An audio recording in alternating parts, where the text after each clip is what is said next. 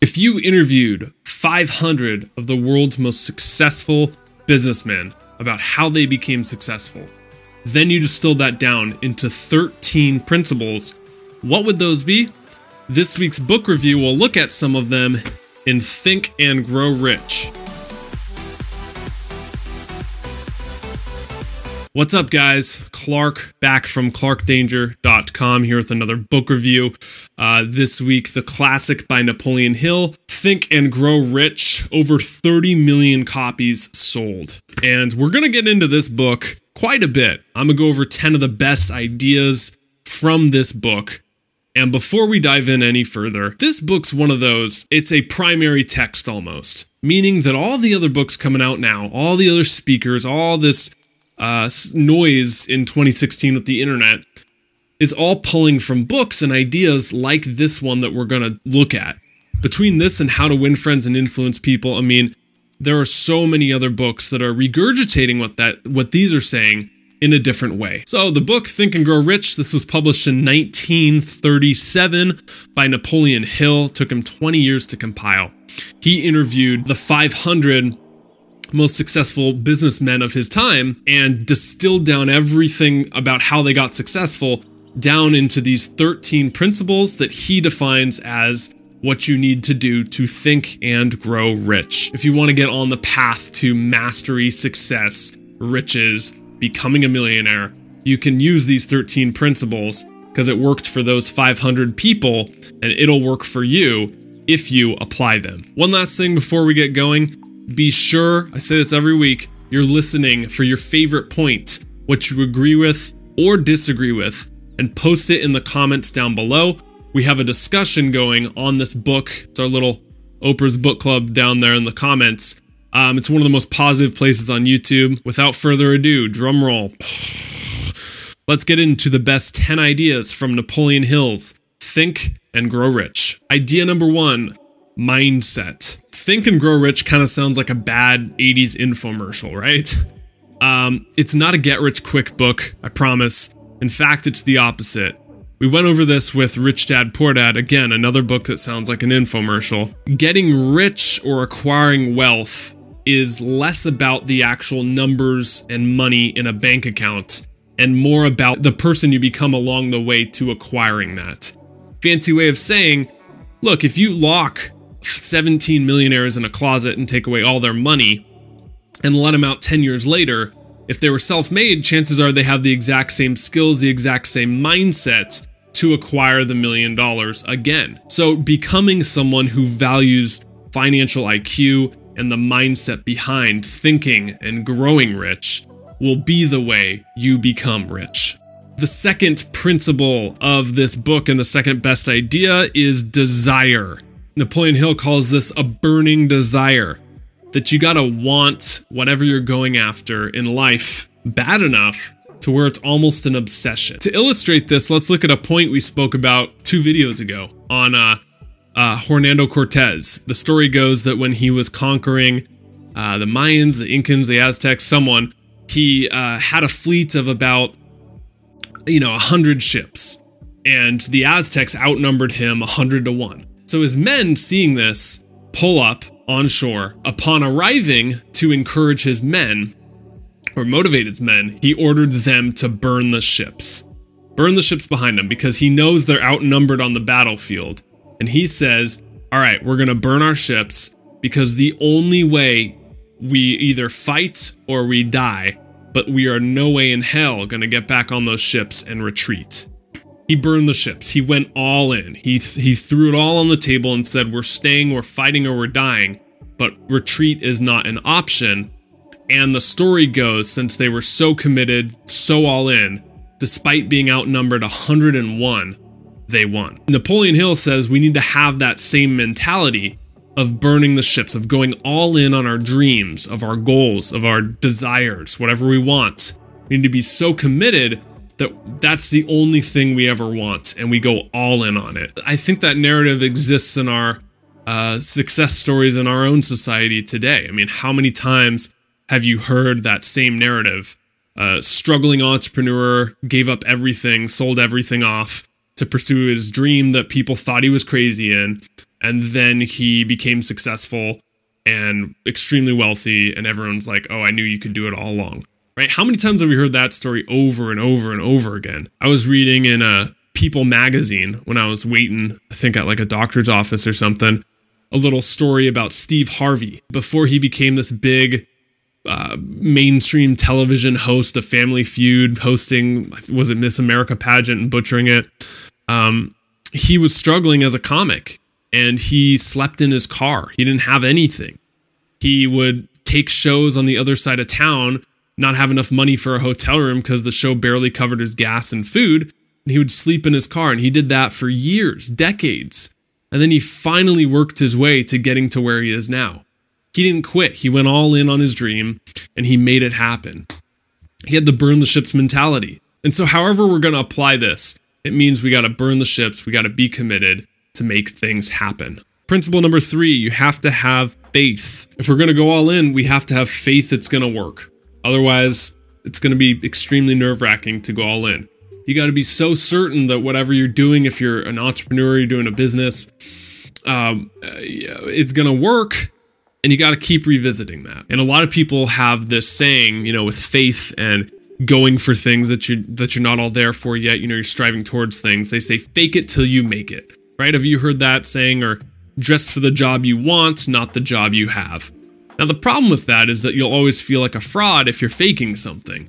So the better viewpoint of that and having faith is act as if.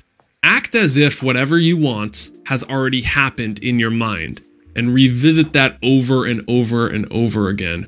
For instance, with this YouTube channel, you know, I have dreams of being a speaker, doing public speaking on stage full of thousands. I have dreams of having a YouTube channel that hundreds of thousands of people are viewing that impacts lives. So every single time I'm creating these videos, I have that grand image in my mind that I'm working towards one day. Great example for acting as if.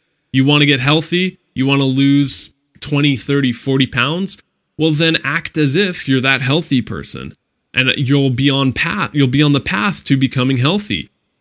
You know, what do healthy people do? They wake up at 6 a.m. Okay, start doing that. They drink green smoothies, eat lots of vegetables. Okay, keep doing that. They exercise with a personal trainer. Okay, do that. So see how if you act as if a healthy person, now you're doing everything the healthy person does. Pretty soon over time, you're going to get the job you want, not the job you have. In other words, act as if you're already that healthy person, and everything else is going to align with you, and you eventually will become that healthy person. All right, principle number 4, I'm just going to go over 2 quotes from this book that are really solid, standouts. The first one, you are the master of your destiny. You can influence, direct, and control your own environment. You can make your life whatever you want it to be. Love that. Basically saying that at the end of the day, we are in the driver's seat of our life. We are responsible. We have the ability to respond however we choose to life situations. The second quote, before success comes in any man's life, he is sure to meet with much temporary defeat and perhaps some failure. When defeat overtakes a man, the easiest and most logical thing to do is quit. That is exactly what a majority of men do. More than 500 of the most successful men this country has ever told the author their greatest success came just one step beyond the point at which defeat had overtaken them. We're going to keep going on this in point number 7, basically saying, though, that if we do want to acquire anything in life, any goal, achievement, success, we got to keep at it. And you never know when it's going to actually pay off or happen. Might be sooner for some people, might be way later for you, but we got to keep at it. And the only way we're guaranteeing ourselves that nothing would happen is if we quit. Point number 5, specialized knowledge. This is great. I love this point because Napoleon Hill saying the way you can become rich is if you have specialized knowledge. And this is more relevant than ever in 2016, 2017, whenever you're watching this video, because there's 2 kinds of knowledge. There's general knowledge, so kind of what we're taught in schools, and then there's specialized knowledge, things that you really have to be an expert or specialist in. Seth Godin calls this the linchpin. being someone that they can't outsource. A good question for this is what are your unique strengths? What's something you and only you can do? In other words, if we want to grow rich, be a specialist, it pays very well to know a lot about a little. You know, for instance, do you want to go see a general practitioner when your right foot's falling off? No, you want to go see a specialist. And so the better people in medicine get at specializing in something, that generally, the higher, the more money they make. You know, look at the highest paying surgeons. They're not general, I do everything surgeons. They're, no, I'm a neurosurgeon. I'm a brain surgeon. Look at some of the elite coaches out there. The more and more specialized they are, the more experienced they are, the more expertise they have in that area, the higher paid they are for it. So what are you going to specialize in? What do you have specialized knowledge in? Next step to growing rich, it takes organized planning. The term growing rich, the infomercial term, you know, that can take a lifetime. It really can. So how do you achieve gigantic goals like working towards anything in life? You set smaller goals to keep yourself motivated. It's the only way to do it. Hands down, you know, you can try everything till you're blue in the face, but if you say you want to run a marathon, you have to be able to run 3, 4, 5, 10 miles before you can run 26, right? We know that. So if you want to achieve any amount of success in life, what are your 2, 3, 4, 5, 6 mile goals for whatever big goal you have? Don't just go after the 26.4 mile goal, because if you try to go for it, chances are you're going to fail and be discouraged and never want to try again. Organized planning is all about setting small goals, hitting them, and feeling motivated to continue forward. Many people watch this channel. They've seen the traveling videos we've done on here, put up, and they say, Clark, I'd love to travel, but it seems like such a big goal, or it's too far off, or I feel like I couldn't do it. And they have all these excuses. And generally, it's because they haven't really, they're seeing it as this giant goal of leaving everything behind, going to Southeast Asia for 3-6 months. And that, in their mind, is there's too big of a gap to doing that and what they're currently doing. So how do we do that? We set smaller goals. We say, hey, what's the first step? Well, it's probably saving up some money. Okay, so start saving money. Boom, now you're closer. What's the next step? You know, it's probably buying a plane ticket and committing and burning the ships. Okay, so you buy your plane ticket. Boom, now you're that much closer. What's the next step? Okay, it's probably, you know, making arrangements with my job, or you should probably do that before you buy the ticket. You want to keep your job when you get back, or having that conversation. Okay, boom, you're that much closer. See how each one of those is a goal. You got saving money, that's a goal. Buying a plane ticket, that's a goal. Getting time off job, that's a goal. And those are all little check marks on a bigger list of going off and traveling. But if you just said, I want to go travel, oh my God, that's too much work, I can't make that happen. Instead of seeing it as 10 goals, you're seeing it as one goal. It's way more discouraging. A lot of you have seen the goal setting workshop video on this channel, so I'd recommend you do that. It's about 30 minutes long. And if you haven't set goals before in your life, I mean, this is a phenomenal workshop. It's on this channel. Just search goals, or I'll link it in the description below. Last thing on organized planning, chunking, setting goals, breaking them up into smaller ones. My mentor told me, he said, Clark, never leave the sight of setting a goal without doing something towards its attainment. So right now, if you just heard this organized planning, a little rant, and you were thinking of something, whether it be health, whether it be money, whether it be traveling, business, I'd challenge you right now to do one thing towards that goal. That's the first thing you can do to get momentum, and then it gets easier and easier and easier and faster. What one thing can you do right now to get you closer to that goal? If your goal is health and wellness, could you sign up for a gym on your lunch break if you're watching it right now? To save money, could you go open a new account to keep 10% of everything you make in there until you know what to do to invest it, okay?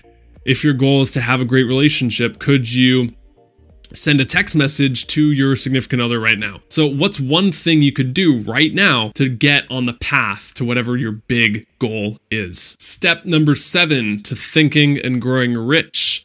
It takes persistence. You know, there's that saying that it took 10 years to become an overnight success. Bill Gates and Outliers, the story of success last week, We were talking about him, that for 10 years, he was locked up inside a cubicle, grinding away. Talk about the level of persistence there. He had nothing to show for it for 10 whole years.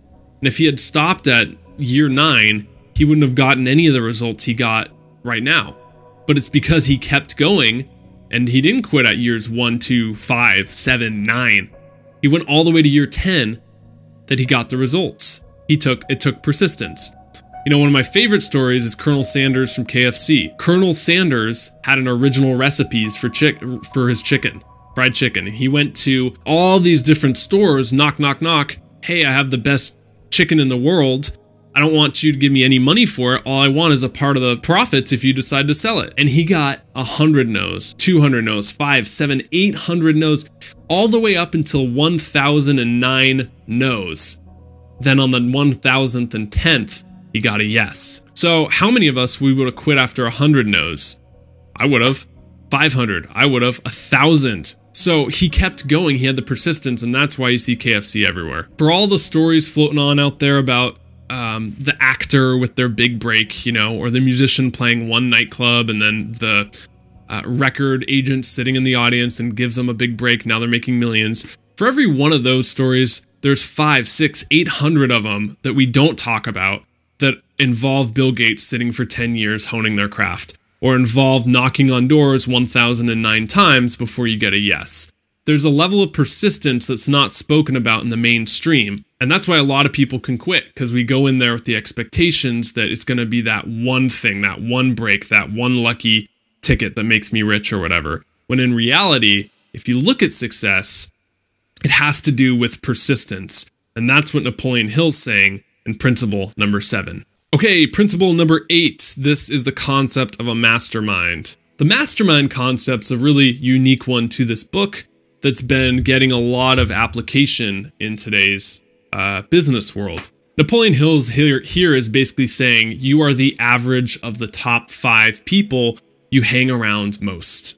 If you hang around 5 people who are negative, spend money all the time, smoke cigarettes, probably you're going to be more likely to smoke cigarettes, spend money, and be negative all the time. If we want to think and grow rich, we need to surround our entire life with people who are trying to do so as well. And he actually recommends a thing called a mastermind, where you get a group of people, you know, 5, 6, 7 individuals, 3 individuals, however many, and you sit down and you take turns either going over your goals, going over what you're striving towards, and the other 7 or 5 or 3, however many people you have, all contribute feedback back into what you should do or advice. So that's a really cool way to pull experience from, you know, if you got 4 40-year-olds sitting there, well, you have 160 years of wisdom right there versus just your 40 years of wisdom. Or if you have 10 people that are even 20 years old. I did this in college. I was in a small group of men, and we would meet up once a week and hold each other accountable on various things. And there's about 10 of us or so. So even right there, there's 200 years of wisdom in that one group that are all giving you advice. Obviously, in person would be ideal. That's the best. The second best is online. Surround yourself with a positive community. You know, I'm working right now on a private mastermind sort of Facebook group for this community on YouTube. So if you'd like to be a part of that, let me know in the description below. Or you can go over and get on the mailing list. It's the first link listed below for notifications of how to get on that group. But the point of this is get a second opinion, get a third opinion, get 5, 6, as many people as you can to give that you trust, to hold you accountable, give you feedback, and that's going to be a really fast way you can grow. Point number 9, become bored. You know, the title of the book is Think and Become Rich. Thinking, this is something I've been thinking about. Thinking requires almost a level of boredom to get the deep dive of where we actually get our thoughts in order. It takes time to come up with good ideas. It takes time to get clarity on what you should do with your life. It takes time to make hard decisions and do that deep dive into what you're really here to do. And the only way we do that is if we box out the time. stop all the distractions, turning the phone off, sitting in our room, maybe doing a journaling session, maybe meditating, maybe doing something, going on a long walk. Box it out to where you become bored. And sometimes your best insights come this way. Think about taking a long vacation or a trip. That flight over where you're staring out the window, I mean, it's boring, it's 8 hours. Pre-Wi-Fi, that's all you would do. Sit out the window, listen to music, even on a road trip as well. And I remember doing this and walking away with a different level of calmness and clarity after all those trips, just having that boredom time to myself. You know, the first hour or two, you're like, oh my God, is this thing over yet? This is terrible. But once you make it past that fidgeting phase, you can do the deep dive in, and it's easier to tap into all what you're really here to do. So becoming bored is a great way you can clarify what you want to do, what your goals are. The easiest way to do this, I'd like to think it's not as boring as just sitting there, but pick up a journal. Start journaling. We have tons of free videos on this channel. We have the ultimate guide to keeping a journal course, which you can go to mybestjournal.com if you want to learn how to do this with workshops. And it's one of the best ways you can become bored by, forcing yourself to get clarity on these kinds of ideas. All right, the last thing I want to leave you with is a bit of a success story and a journal workshop to how you can apply all these different concepts. And if you want to walk away from this video and do something, this is a great journal workshop you can do. So what we're about to do is something I have experience with, read in the book, did in college. And a lot of you know the story, but there I was, I think I was 19, 18 or something at the time. And I was just getting into kind of the 4-hour work week, entrepreneurial, online, making money, figured out you could do it. So instead of going to school one day, I got into podcasting and just loved health podcasts, loved it, and said, once I read this, that I wanted to make, by the time I graduated my junior year of college, I would be making $10,000 of self-generated income off of podcasting. That's it. I didn't know how I was going to do that. I had zero experience. I didn't even have a microphone. And I wanted to do that. I set a $10,000 goal. And so shortly after, I started taking the next step, and bought the gear, started podcasting. Was freaked out because I had just spent $500 on all this podcasting gear. Had no clue what I was doing. And it was crazy because literally 2 months after I started doing that, I get a call from a guy who ran a blog, and they wanted to bring me on. They hired me as an intern to do their podcast for them. So right on graduation day of junior year of college, I go to my PayPal. I remember reading this thing that we're about to do, this workshop that I used. I remember reading it twice a day, once in the morning and once at night. And I read it on graduation day, and I'm tallying up all my PayPal invoices. And I kid you not, $10,052 was how much I made that year. So what we're going to do is the exact same workshop I used to get myself on the path to thinking and getting motivated, getting into podcasting so I could do all that. It's possible. It really is. So here's the workshop. Step 1, right now what you need to do, either in your journal, on a sheet of paper, pause this video and go get a journal, is to fix in your mind the exact amount of money you desire. What is it? $100,000? $1 million? $2 million? What is the exact amount of money you desire?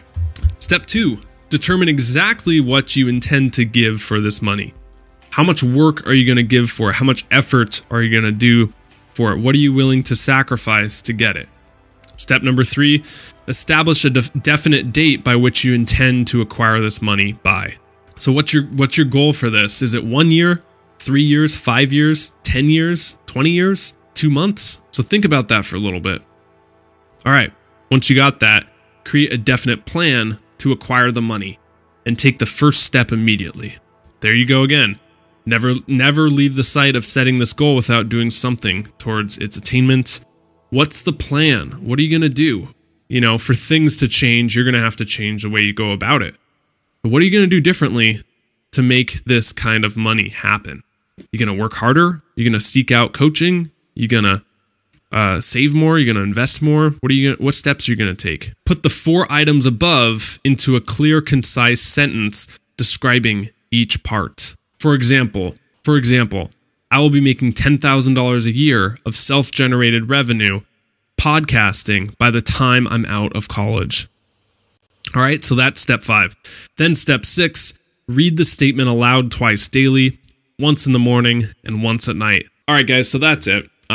This works. You know, there's something to be said about the law of attraction and kind of believing that you can. But the first step to anything of thinking and growing rich is the thinking part, is allowing yourself permission to believe that it's possible. That is it. Think and Grow Rich, Napoleon Hill. If you want to get the book, link in the description below. It's an affiliate link. So if you click on it, I get a small commission if you order it from Amazon. But it's the lowest possible price and it doesn't cost anything to you. So cool way you can support the show.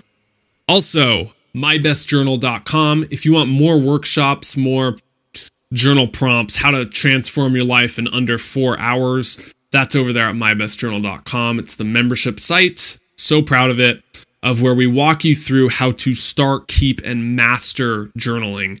The number one thing I've done for my personal growth. We've had a lot of people sign up this month, and I might not offer that in the near future just to maintain the community we have over there on the site. So it's still up right now if you want to join, mybestjournal.com. Okay, that's it. Until next time. Oh, be sure to thumbs up, leave a comment down below. Next week, we have David Data, The Way of the Superior Man. You can see I went crazy with this book. One of my most gifted books ever, a spiritual guide to mastering the challenges of women, work, and sexual desire. So we're going to dive into what that's all about next week. Until then, appreciate your comments, support down below in the description. Give it a thumbs up and share this with someone who would benefit from it. All right, until then, guys, stop settling, start living. See you next time.